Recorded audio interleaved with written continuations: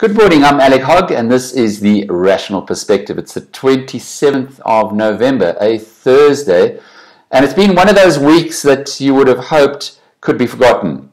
Yet more news coming out this morning, however, is positive, but we'll get into that in a moment.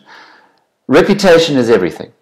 It takes you a lifetime to build, and it can be destroyed in an instant. And as a nation, South Africa has come a long way since 1994, when the apartheid era officially ended with the installation of a new democratic government.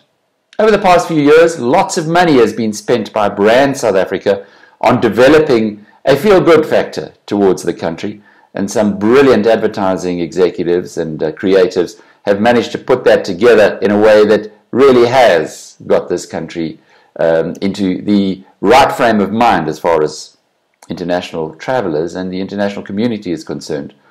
Well, we are in a situation now where a lot of that good work is being destroyed.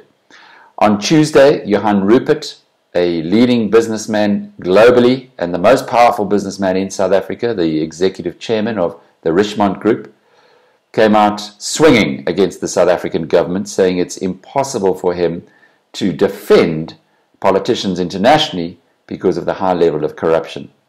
And as if to support his views, Jenni Russell wrote an editorial in the Times of London this week, which is causing probably as much damage, if not more. She says that she is the daughter of political refugees from the apartheid era, so has always kept a very close spot in her heart for South Africa. And she writes, though, that it appears as though things are going completely pear-shaped in our country. Her focus, as is many others' focus at the moment, is the Nkandla scandal involving the President Jacob Zuma. Jenni Russell writes that Zuma and his cohorts drove through a 24 million rand approval for security upgrades into a 250 million rand expansion, which included, as we well know here, cattle kraals, swimming pools, etc. Jacob Zuma himself, though, might finally be coming to the realization that things are not going the way they should be. Yesterday, according to a report by SAPA, he addressed the ANC Youth League and he tried to explain to them why an election was not to be held. But in that conversation, from a podium, he said the ANC is in trouble. This is the first time that we've heard the president of the country making such strong statements about an issue that pretty much everybody else, both inside and outside the party, are fully aware of. There was no suggestion, though, that Zuma has taken any responsibility just yet for his involvement in the trouble that the ANC is in, and by implication, South Africa as a whole.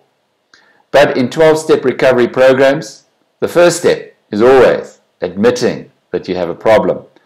So perhaps that is the way we should be viewing what Zuma said this week, and indeed believe that the outburst from Johann Rupert at the annual general meeting of Remgro on Tuesday, and Jenni Russell's piece in the Times of London, are at last switching on some lights where it really matters. This is the Rational Perspective.